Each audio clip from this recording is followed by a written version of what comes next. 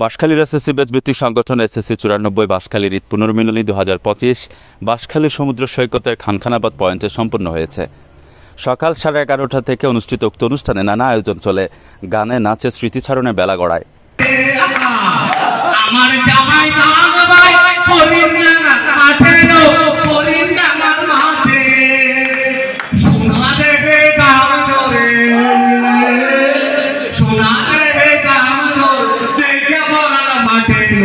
দুপুরের মধ্যাহ্নভোজের পর বিকেলে সবাই সমুদ্র সৈকতের সৌন্দর্য উপভোগ করার জন্য সাগর তীরে একত্রিত হয়। সেখানে মুখোমুখি হয় বাঁশখালী এক্সপ্রেসের।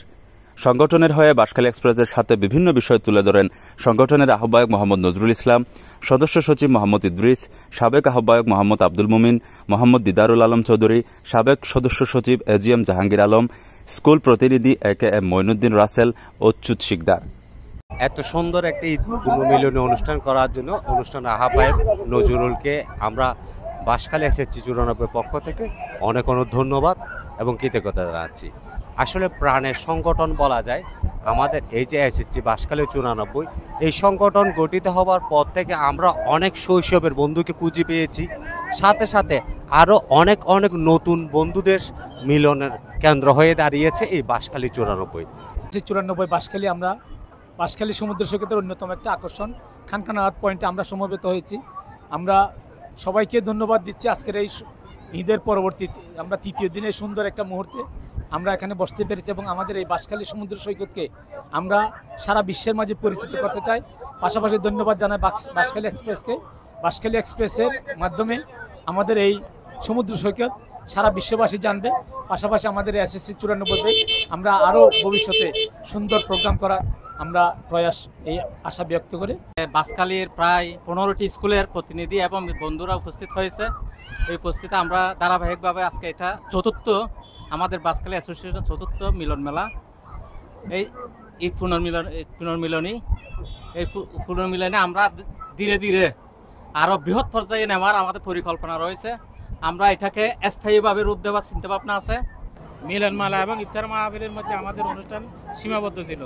এই প্রথম আমরা ঈদ পুনর্মিলনটা আজকে সংযোজন করলাম। আমি এই 94 বন্ধুদের এই গ্রুপটার উত্তরোত্তর সফলতা কামনা করছি। ভবিষ্যতে যাতে এই অনুষ্ঠানগুলো আরও বড় পরিসরে করতে পারি এই আশা ব্যক্ত করে।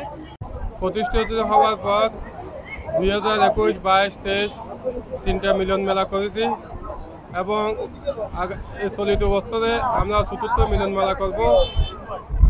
আমরা গঠনতন্ত্রের মাধ্যমে এসএসসি 94 বাঁশখালী একটা স্থায়ী সংগঠন করব। সেই সংগঠনের মাধ্যমে পুরো বাংলাদেশের মধ্যে আমরা এসএসসি 94 বাঁশখালী মডেল হিসেবে প্রতিষ্ঠা করতে চাই। এখানে উপস্থিত বাঁশখালীর সব স্কুলের প্রতিনিধি এবং বন্ধুরা আজকে অনেক মজা করছি। আমরা অনেক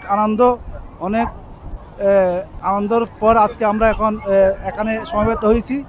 আজকে সবাই খুব উৎফুল্ল, সবাইকে কাছে পেয়েছি অনেকদিন পর। নতুন বন্ধু আজকে আমাদের নতুন বন্ধু বান্ধবী আজকে আমাদের এই অনুষ্ঠানে উপস্থিত ছিল। তাদেরকে পেয়ে আমরা আবেগ আপ্লুত এবং অনেক খুশি।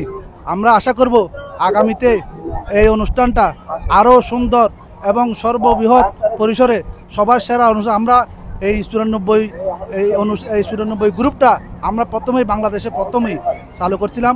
সবাইকে পবিত্র ঈদ উল ফিতরের শুভেচ্ছা। আজকের এই অনুষ্ঠানের মধ্যে দিয়ে আমি বাঁশখালীর এসএসসি 94 ব্যাচের বন্ধুসহ বাঁশখালীর সকল বন্ধুদেরকে আমি শুভেচ্ছা জানাচ্ছি, ঈদের শুভেচ্ছা জানাচ্ছি।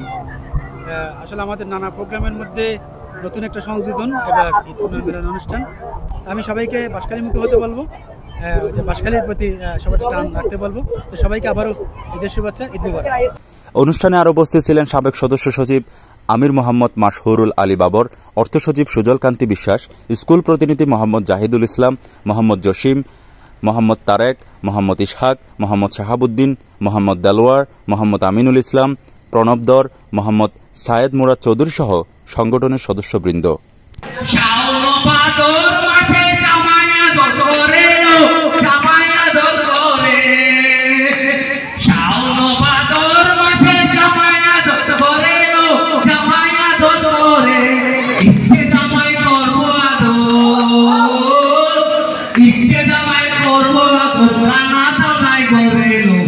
বকুল ফুল সোনালি হাত